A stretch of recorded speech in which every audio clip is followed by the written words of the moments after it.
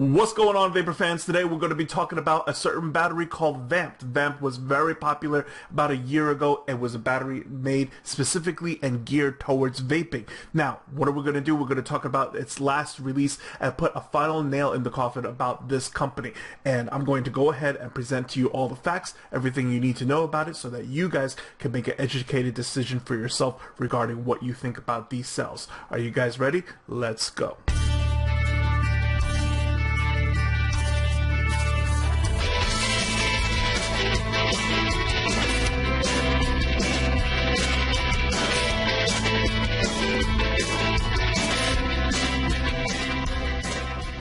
Before we begin, as always, shout outs to our sponsor, Yogurt E-Liquid. Yogurt is the new custard.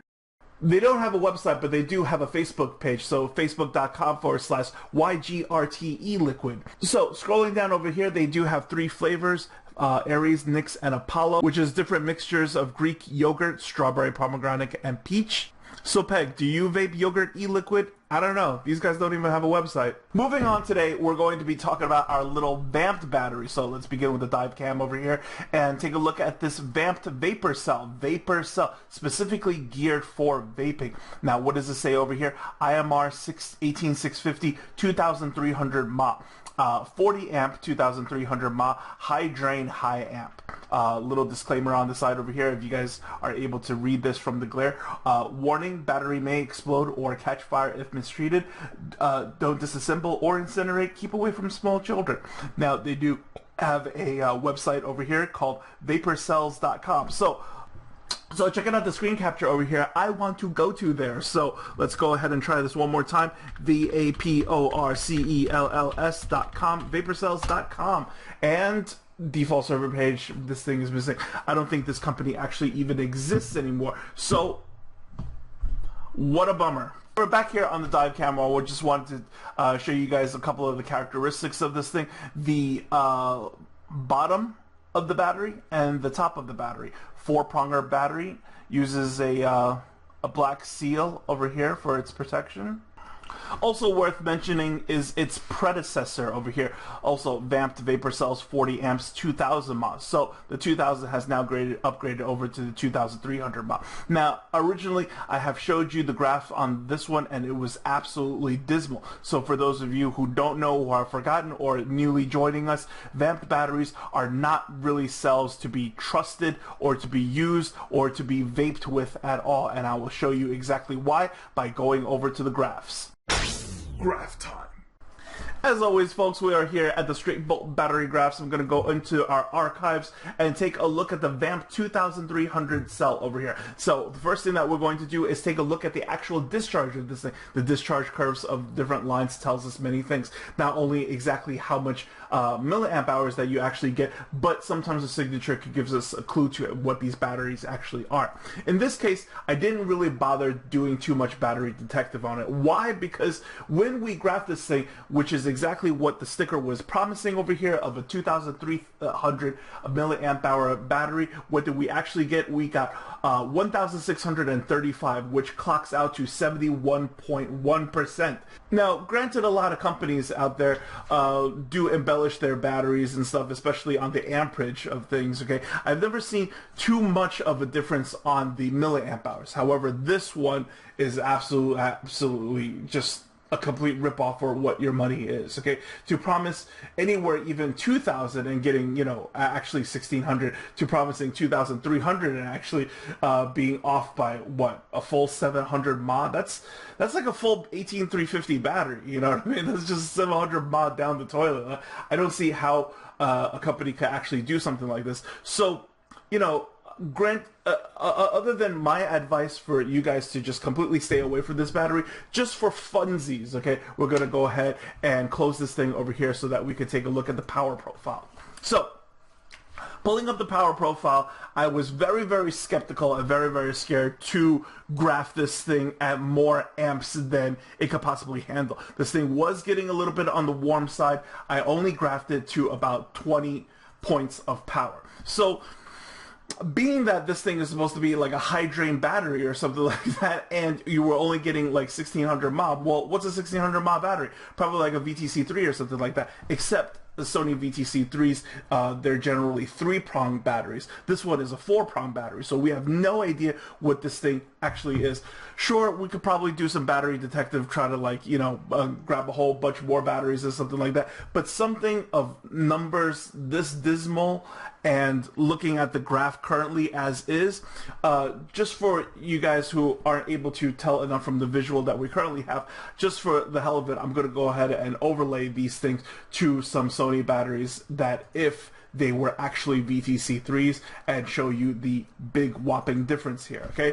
So the green line being the VTC3 and the red line being the Vamped battery, you can see that this battery is an absolute joke and just not even, you can't even consider these things for vaping at all, okay? So I don't know what happened to the company. You can see that the website is not currently working, so I assume that the company went down. So those are pretty much the facts. You guys take from it what you will. Alright guys, so as always here on the Straight Vault, we try to combine a battery review and a battery lesson, like all at the same time. So today's lesson is actually going to be something very, very special that I'm going to share with you guys. Now, mind you that it is a work in progress, so bear with me a little bit on it. A lot of things are not going to be official yet. It's kind of like earlier, you know, last season when I showed you guys the battery classification chart, and that was still a work in progress. Originally, we were just going to do ABCD batteries until we realized that, you know what, it really had to be ABCDE. So again, I ask you guys to bear with me, but let me at least begin the concept with you guys, okay?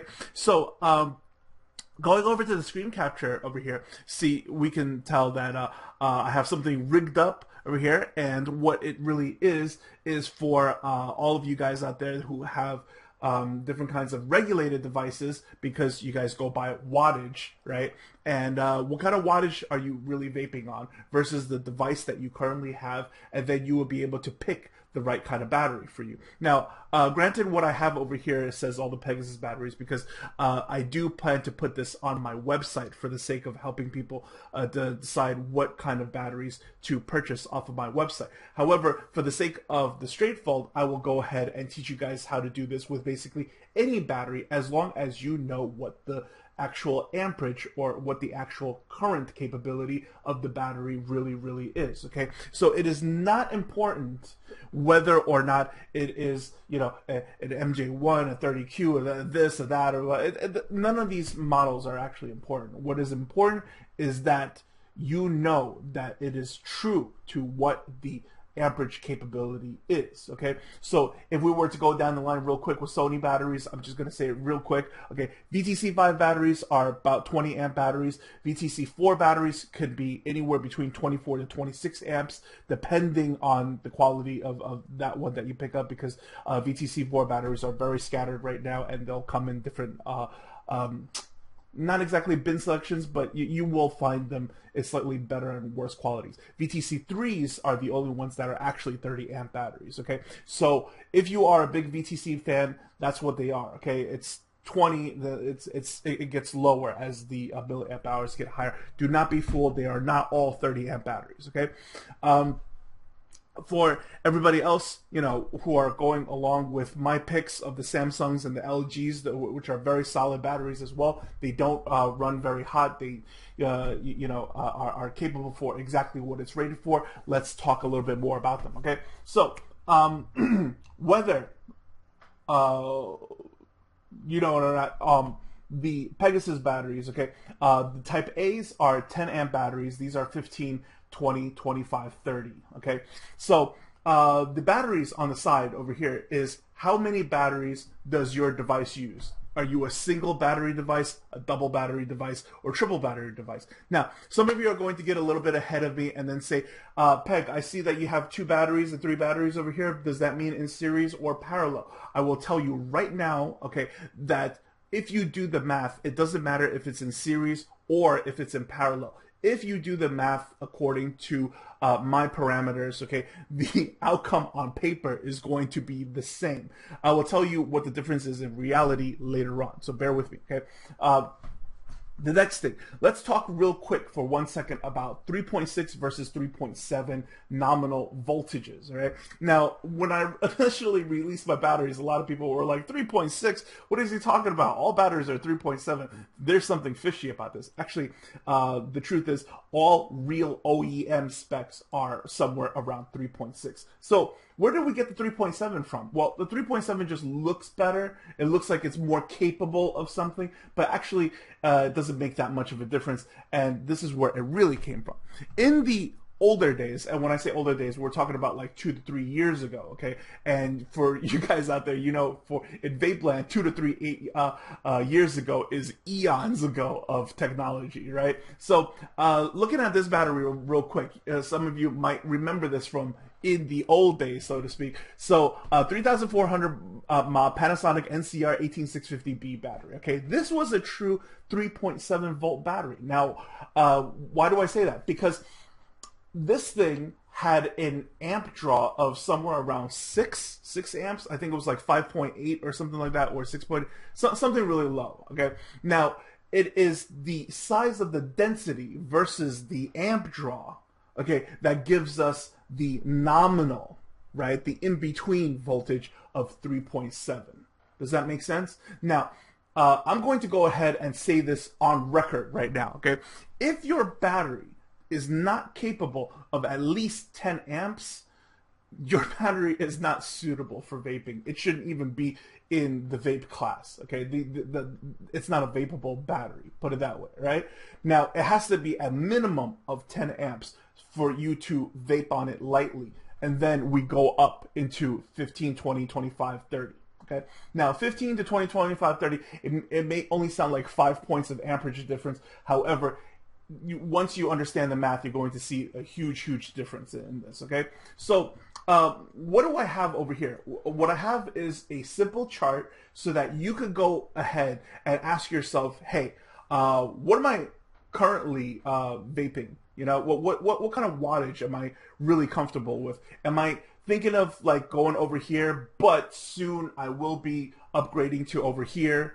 Or, you know, I know that I'm a 77 to 90 watt vapor and I'm never going to change, right? So depending on the device that you have, which is how many batteries it takes, 1, 2, or 3, and then the type of heat that you are used to using, then you know exactly what to buy, right? So for you WizMech guys out there who got the triple series and stuff like that, right, and you like to vape at around 150 watts, you could actually get away with Pegasus Type B batteries or any kind of 15 amp battery.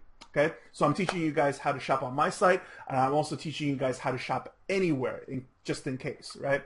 So that's fair, right? Fair? Okay. So for you guys with the 2 battery series setups and stuff, whether it's like, you know, your Sigelli 50 watts, your Snow Wolves, your things like that, right? It'll show you over here that this is what the good capabilities of, okay? And you could compare that directly to, like, you know, a lot of Yeehee chips out there who are all demanding of 25 amp batteries. I called this about like a year ago that like the D batteries, the 25 amp batteries are going to sell. Because with the popularity of like all these Yeehee chips that's being pumped out by both Yeehee Cigar and thanks to Sigelli and Pioneer for You, they're all required 25 amp if you want the full range of the device. So D batteries are doing very well right now. E batteries for people who just want to be able to go the full range, but still your average vapor buying, you know, A, B, and C. So let's talk about like how to do this calculation, okay? Some people are going to disagree with these numbers, right? But let me explain to you guys. These numbers are calculated with a certain logical reasoning behind it. It's not so simple that we just go ahead and, you know, pull these numbers out of nowhere, or like what resistance did we use or something like that, okay? That's not how you calculate it. Now, the thing is that like when a battery is at 4.2 volts, it's at its maximum capacity, right? It will be able to squeeze out more than its nominal capability. But its nominal capability is what's printed on the label, meaning that these batteries right now, although you see 10, 15, 20, 25, 30, okay, are all capable of more amperages when it's at its full charge. So therefore, at 3.6 down to its cutoff, it'll still be able to pump out 10 amps of power, and that's where we get the 10 amp rating from. Okay, we don't tell people that, yeah, it could do 12, it could do 13, like when it's at full charge, because if you do that, then people will build their items for 13 amps because, hey, you said it could do 13. Yeah, it could do 13, but that's not what I mean by the 13. It can't do 13 the whole time. Okay, so what's going to happen if you do something like that? Well, it will run good for like maybe the first half of the battery, or maybe the first 20% or the first 30%. I don't know. It depends on how much you're actually stressing it. But what happens on regulated devices is either the regulated device is going to automatically step you down and say, hey, I can't fire the 46 to 54 that you're asking for. I can only do the 30 something, and then it'll just step you down. It'll either show it to you or it won't show it to you, but that's what's actually happening, and you'll be able to taste that. When it comes into unregulated devices, that's when things get a little bit more dangerous and you're overstressing the battery, producing more pressure than necessary. So, producing more pressure than necessary is when you're adding, extra internal resistance, and this could, do some extra damage to the battery, so that like the battery doesn't charge as full anymore. There's more of a drop on it when you use it, and it's just, generally shortens the life of the battery. What internal resistance is the same as putting mileage on a vehicle. The more miles that you have on an engine as you go by in time, eventually this engine's kaput. Okay, so let's talk about how batteries are and how we got here, right? The whole stigma of things. So actually, you know what? Before we get into that, let's get into the calculations first. Okay, let's talk about this real quick. So what should we use as the high and what should we use as the low? I personally think in order to get exactly what is claimed from the battery, we have to go with the nominal voltage down to the low and not work with the high. Okay, because when you work with the high, you'll only get that for like 20 to 30%. So you get a couple of good hits out of it, and then now it's not doing it anymore. Okay, so if we go with the nominal all the way to the low, then I'm able to guarantee 10 amps all the time. I'm able to guarantee 15 amps all the time, 20 amps all the time, depending on the battery that you're using. So with that said, okay, the general cutoff of like different kinds of series devices is usually around 6.2 or 9.3, something like that. So that would translate that for a single battery, it's somewhere around 3.1. Now, generally, for most single battery devices, the cutoff is 3.2, but just for the sake of making this chart, we just went ahead and did 3.1. Okay, so I'm going to go ahead and then work on the first one with you guys at the same time. So let's do this 10 amp battery with a single battery, and then let's go 3.6, right? And then the current of 10 amps over here, and when we calculate, we get 36 watts. However, if we went ahead and then did 3.1, right? Sorry, butterfingers. Okay, so did this, and then 10 amps, calculate, you get 31 watts. This is exactly where the 31 and the 36 comes from. Okay, so in order to prove this one more time, okay, let's go over to the strongest one over here, which is 3 batteries in series, right? And using an E battery, which is 30 amps. So 30 amps over here, and then putting the battery in series, right? You're talking about like 9.3, right? So 9.3 would be, sorry, I had the so 9.3, 30 amps, calculate 279 watts over here. Okay, so if we were to go into triple series nominal, you're talking about 10.8, right? So 10.8 over here, and then we go to 30 watts, 30 amps, calculate 324. That's exactly where we get these numbers from. Now, for those of you who wanted to know, Peg, series, parallel, what's the difference on this one? Well, what happens is that, like, should we had a series, a triple parallel box or a double parallel, then it would work differently. We would double the amperage because that's how parallel works. So we'll go back to using 3.6 over here, but because this thing is in triple parallel, it would be able to handle up to 90 watts, 30, 30, and 30. So when you calculate over here, you get the 324. okay? And then the same thing as if you put in the 3.1 with the 90, then you would also get the 279. You guys go ahead and try it at home. Now, realistically, we don't do that, okay? Realistically, there are triple parallel boxes out there that exist, very rare. There are dual parallel boxes out there as well, okay?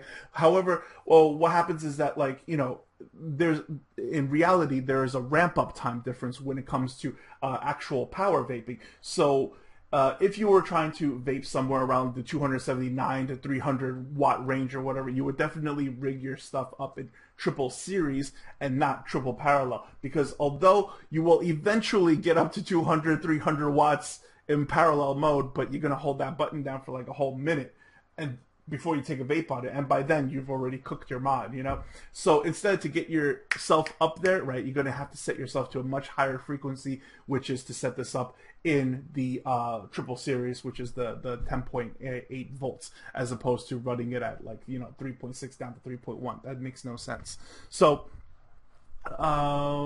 yeah, guys, this is the whole setup of things, okay? Now, the whole point of, you know, both this chart and originally what we did, the classification chart or whatever, is to help people fix the stigma, okay? And the stigma is something that I wanted to explain, that, like, you know, after teaching batteries for so long, the best way that I can explain it right now would be the idea that, like, we're so used to buying AA and AAA batteries, okay? And in AA and AAA batteries, the problem with these things is that the battery is standardized for us. You know, AA, AAA, and then C batteries, D batteries, and stuff.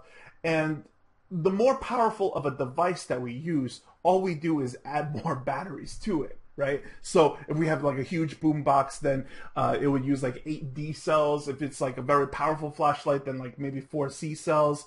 And then if it's a small flashlight, it could even use like a single AAA, you know? But when it comes to this stuff, okay, because our devices need to be portable and it needs to be powerful all at the same time, so we can't go ahead and, like, you know, pack 10 batteries into one device and then vape on it and try to be safe. That's not going to fly. That's not going to work. It's going to be way too heavy. It doesn't make any sense. So instead, what needs to happen is that, like, we still have to maintain the you know, 2 battery sled, 3 battery sled, 1 battery sled, something like that. That's what's standardized, and instead use more powerful batteries. So people need to be more aware that there is a range of batteries out there, and the point of vaping safely is to find the right range of battery according to what you vape on, okay? So with this chart is not final, okay, but it's going to definitely help a lot of people in regards to the regulated devices, and that's why I'm leaving it on for so long, so that you guys can take a good look at it.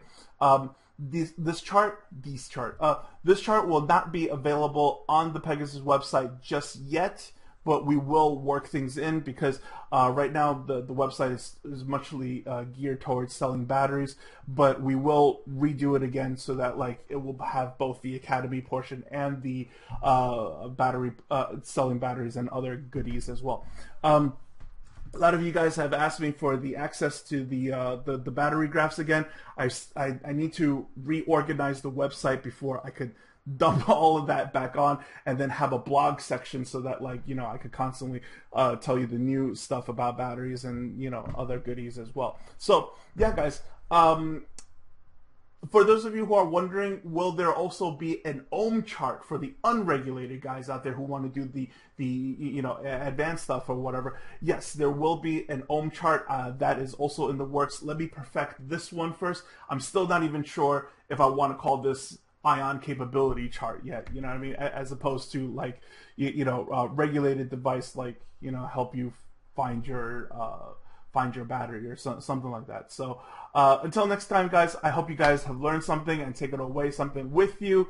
As we always say here on PVA, do your homework and vape clever. Take care, everyone.